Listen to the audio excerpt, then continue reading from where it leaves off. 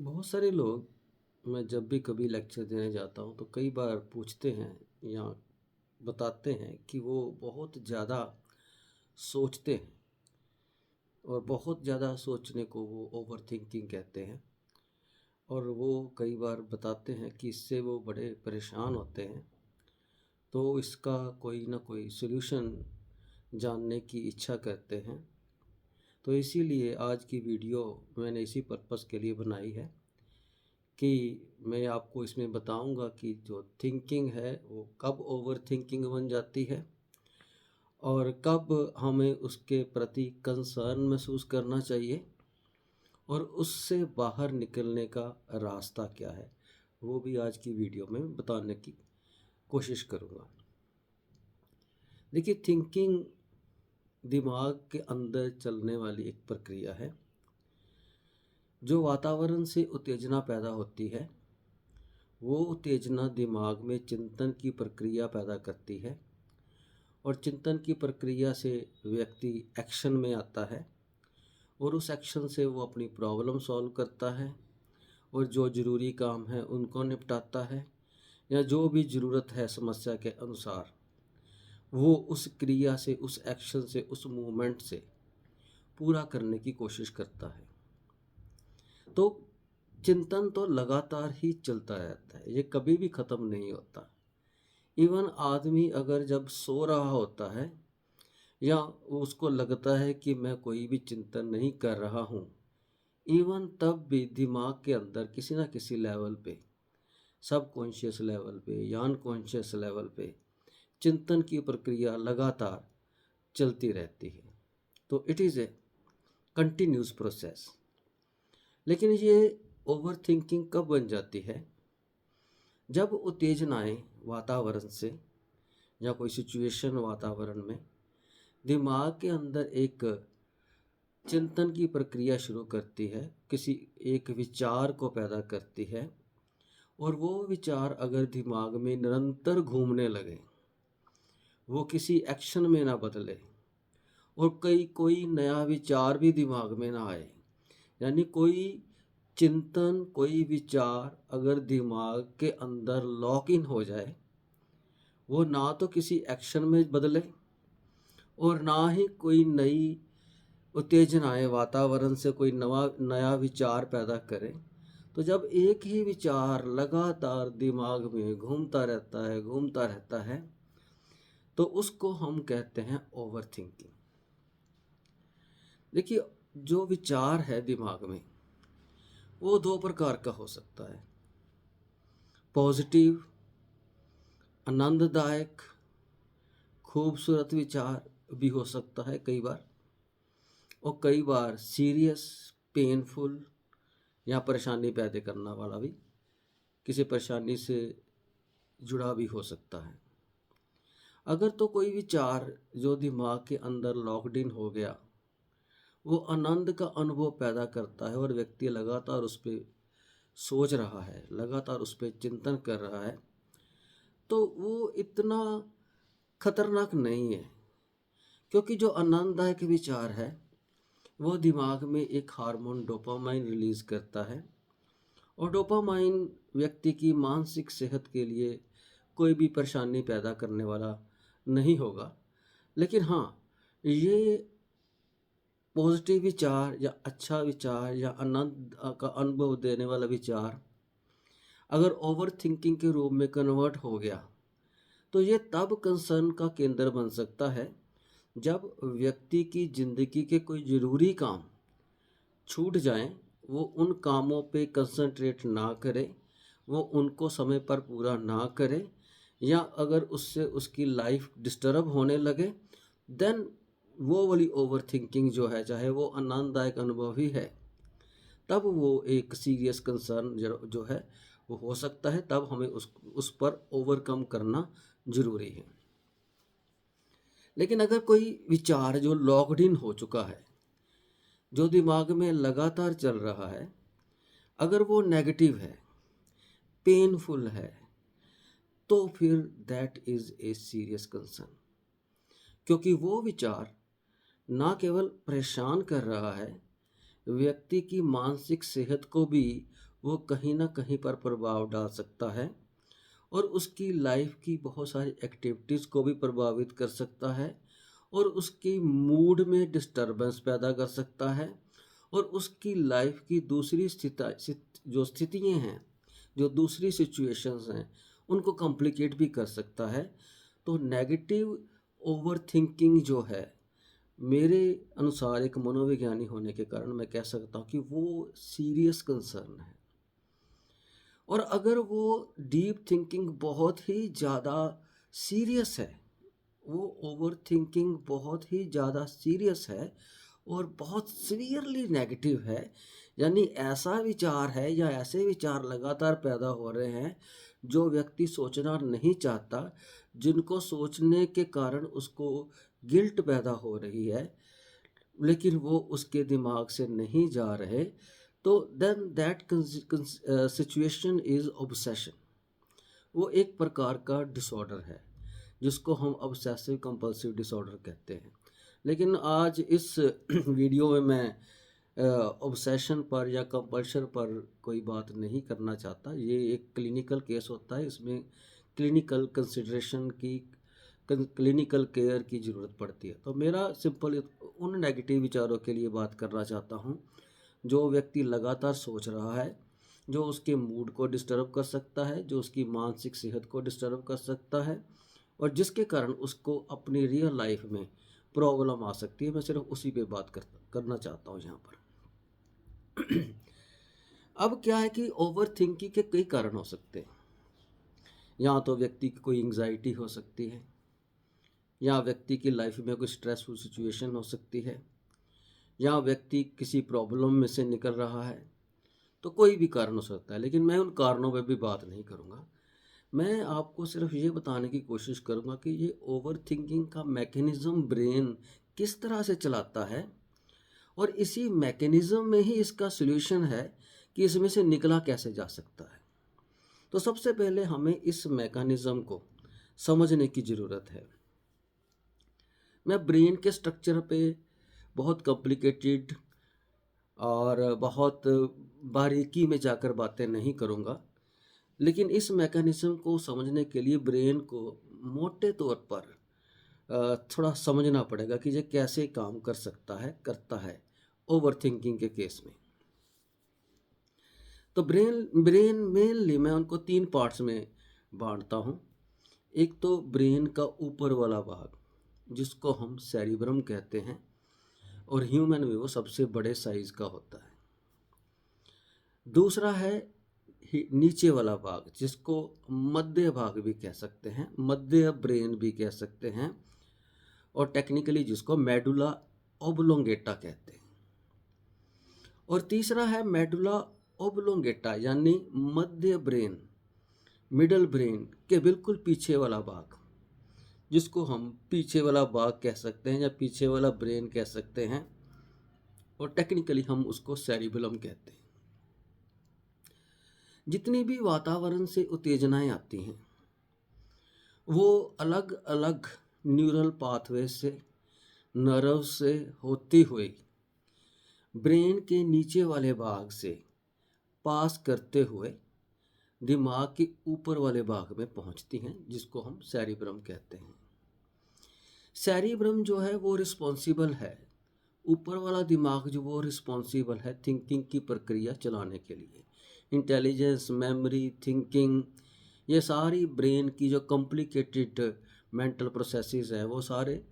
ऊपर वाले भाग में होते हैं, सेरिब्रम। तो थिंकिंग की प्रक्रिया दिमाग में चलती है। दिमाग जो भी उत्तेजनाएं नीचे वाले ब्रेन से उसमें एंटर करती हैं, उनसे विचार पैदा होते हैं, वो थिंकिंग करता है, प्रॉब्लम को सॉल्व करने की कोशिश करता है और जो भी सॉल्यूशन उसको दिमाग में वो पैदा करता है उस सॉल्यूशन को वो दिमाग का जो पीछे वाला भाग है सेरिबेलम, उसके थ्रू क्रिया में, एक्शन में वो कन्वर्ट कर देता है। तो सारा दिन व्यक्ति जब तक जागता रहता है ये प्रोसेस कंटिन्यूसली चल रहा है, ये नॉर्मल है। It is a normal thinking which is a continuous thinking कि दिमाग के नीचे वाले भाग से उत्तेजनाएं संवेदनाएं बन के दिमाग के ऊपर वाले भाग में आती हैं। वहाँ पर कंटिन्यूस थिंकिंग की प्रक्रिया चलती है और वो वाली थिंकिंग जो है किसी ना किसी सोल्यूशन पे पहुँच के व्यक्ति को किसी एक्शन में कन्वर्ट करने के लिए वो ब्रेन का जो पीछे वाला भाग है उसके थ्रू क्रिया में कन्वर्ट कर देती हैं। अब क्या होता है कि कई बार जो नीचे वाला भाग है दिमाग का, वो दिमाग के ऊपर वाले भाग में चिंतन की प्रक्रिया तो चला देता है, लेकिन वो वाली चिंतन की प्रक्रिया वहाँ पर लॉक्ड इन हो जाती है, या आप ये कह लीजिए कि वहाँ एक न्यूरल सर्किट ऐसा बन जाता है, क्लोज्ड न्यूरल सर्किट, जिसमें वो वाली थिंकिंग, वो वाला विचार लगातार घूमता रहता है। और जब ये ऊपर वाला भाग दिमाग का किसी प्रक्रिया पर, किसी विचार पर लगातार काम करने लगता है, तो इसकी सबसे पहले कोशिश ये होती है कि जो बाहर से नई संवेदनाएं या उत्तेजनाएं आ रही हैं, ये उनको रोकने की कोशिश करता है कि और संवेदनाएं ना आए और उत्तेजनाएं ना आए, ताकि जो दिमाग में चल रहा है उसी पर ही लगातार विचार चलता रहे। और तीसरा ये क्या करता है कि ये एक्शन वाला पार्ट जो है सेरिबलम को, उसकी फंक्शनिंग को भी इनहिबिट करता है, ताकि व्यक्ति की ये वाले विचार हैं या जो वो विचार कर रहा है ओवर थिंकिंग बन के, वो किसी एक्शन में, किसी मूवमेंट में कन्वर्ट ना हो। तो ओवर थिंकिंग में क्या होता है कि आपने कभी अज्यूम भी किया होगा, कभी फील भी किया होगा और कभी देखा भी होगा कि जब हम ओवर थिंक करते हैं या कोई व्यक्ति ओवर थिंक करता है, तो वो ऑलमोस्ट बिल्कुल स्टिल हो जाता है, वो फ्रीज हो जाता है। तो इसका पर्पस यही है कि बाहर की दूसरी नई उत्तेजनाएं आने से वो रोकता है और व्यक्ति को मूवमेंट करने से भी रोकता है और उसको स्टिल करने की कोशिश करता है, ताकि जो थॉट दिमाग के अंदर चल रही है वो लगातार चलती रहे। और जितनी ज़्यादा वो विचार गंभीर होगा, जितना ज़्यादा वो विचार डीप होगा, जो फ्रीजिंग है वो उतनी ही ज़्यादा बढ़ती जाएगी, यानी व्यक्ति उतना ही ज़्यादा स्थिर होता जाएगा, उतना ही ज़्यादा स्टिल होता जाएगा। उसके उसमें बहुत सारी ये जो मूवमेंट्स या एक्शंस हो गए वो सारे स्टिल हो जाएंगे, फ्रीज हो जाएंगे, जितनी ज़्यादा गंभीर होगा वो विचार। तो इसका मतलब ये है कि जो कंटिन्यूस थिंकिंग का प्रोसेस चलता है, दिमाग उसमें से बाहर निकल के कोशिश करता है कि एक ही विचार पर वो लगातार काम करे, किसी नए भी संवेदनाओं को, किसी नई उत्तेजनाओं को आने नहीं देता, ताकि जो न्यूरल सर्किट है वो ब्रेक ना हो, और किसी मूवमेंट में भी कन्वर्ट नहीं करता, ताकि वो जो न्यूरल सर्किट है वो लगातार घूमता रहे। तो इसका मतलब है कि अगर हमने ओवर थिंकिंग में से निकलना है, तो सबसे पहले हमें अपने आप को ओपन करना पड़ेगा, अपने दिमाग के ऊपर वाले भाग को ओपन करना पड़ेगा,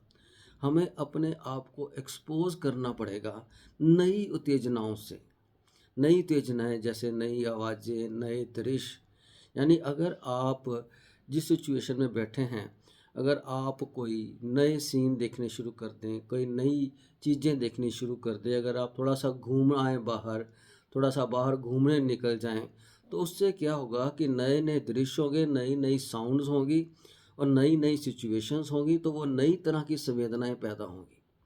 वो संवेदनाएं जब ऊपर वाले दिमाग के भाग में पहुंचेंगी, तो वो जो न्यूरल सर्किट ओवर थिंकिंग के रूप में घूम रहा है वो उसको ब्रेक कर देंगे।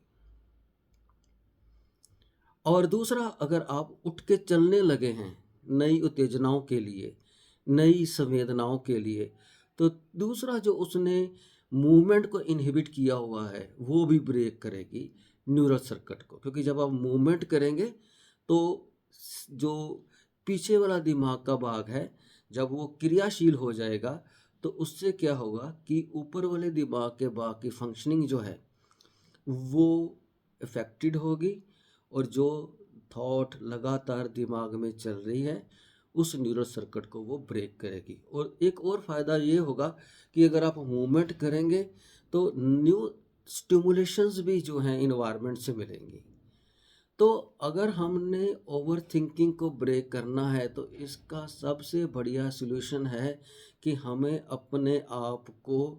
नई स्टिमुलेशंस के लिए, नई उत्तेजनाओं के लिए, नई स्थितियों के लिए ओपन अप करना पड़ेगा। और हमें अपने जो दिमाग के पीछे वाले भाग है उसको भी क्रियाशील करना होगा, मूवमेंट करके। तो जब आप कोई नया काम करने लग जाएंगे, कोई नई मूवमेंट करने लग जाएंगे, कुछ नया सिचुएशन देखने लग जाएंगे, तो क्या होगा कि वो जो न्यूरल सर्किट बना है वो ब्रेक हो जाएगा और उससे क्या होगा कि आप ओवर थिंकिंग में से बाहर निकल आएंगे। बेशक वो वाला विचार भी चलता रहेगा, लेकिन जब एक नया फ्लो ऑफ थॉट दिमाग में से गुजरने लगेगा तो उससे क्या होगा कि अगर वो दिमाग में कहीं है भी तो उसका जो नेगेटिव इफ़ेक्ट है वो एट लीस्ट जो है कम हो जाएगा। और इससे क्या होगा कि आप अपनी लाइफ के जो रूटीन वाले काम हैं वो भी करते रहेंगे, ओवर थिंकिंग में से बाहर निकल आएंगे और उसका जो नेगेटिव इफ़ेक्ट है जो आपको ज़रूरी काम करने से रोक रहा है वो भी एकदम से स्टॉप हो जाएगा और आप अपनी ज़िंदगी में ज़्यादा अच्छे तरीके से, ज़्यादा अच्छे वे से लाइफ को जो है वो एंजॉय कर सकेंगे। तो मेरा इसमें एंड कंक्लूज़न यही है कि ओवर थिंकिंग क्या है। जब कंटिन्यूस थॉट प्रोसेस में ब्रेक लग जाए और एक ही विचार दिमाग में लगातार घूमने लग जाए तो उसको हम ओवर थिंकिंग कहते हैं। उस क्लोज्ड सर्किट थॉट से बाहर निकलने के लिए ये ज़रूरी है कि उस कंटिन्यूटी को दोबारा डेवलप किया जाए। वो कंटिन्यूटी क्या है कि हमें वातावरण से अपने आप को नई संवेदनाओं के लिए, नई उत्तेजनाओं के लिए ओपन अप करना पड़ेगा और अपने आप को किसी मूवमेंट में, किसी एक्शन में डालना पड़ेगा, कोई काम शुरू करके। तो उससे क्या है कि जो थॉट की, थिंकिंग प्रोसेस की एक कंटिन्यूटी है वो दोबारा से स्टैब्लिश हो जाएगी और व्यक्ति जो है ओवर थिंकिंग में से बाहर निकल आएगा। तो सिंपल है, आप कोई भी काम करने लग जाएं, बाहर घूम आएँ, चाय पीने लग जाएं, जो भी आपको अच्छा लगता है वो करने लग जाएं। तो उससे क्या है कि जो दिमाग के ऊपर वाले भाग ने नीचे वाले भाग को रोका होता है और संवेदनाओं को लाने से, और पीछे वाले दिमाग के भाग को रोका होता है कि वो मूवमेंट ना करे, तो उनको अगर हम दोबारा क्रियाशील कर दें, दोबारा एक्टिवेट कर दें, तो वो जो चेन ऑफ कंटिन्यूटी है थिंकिंग प्रोसेस की, एक नेचुरल जो है वो दोबारा से स्टैब्लिश हो जाएगी और आप ओवर थिंकिंग में से बाहर निकल आएंगे। उम्मीद करता हूँ कि आपको ये अच्छी लगी और कोई भी अगर क्वेश्चन है, कोई क्वेरी है तो आप रिस्पॉन्सेज में दे सकते हैं और नेक्स्ट वीडियो में मैं कोशिश करूँगा कि उस पर आपको आगे को जो भी क्लियर करना हो, वो कोई नई बात बतानी हो तो मैं बता सकूँगा। Thank you for listening so patiently to me. Thank you.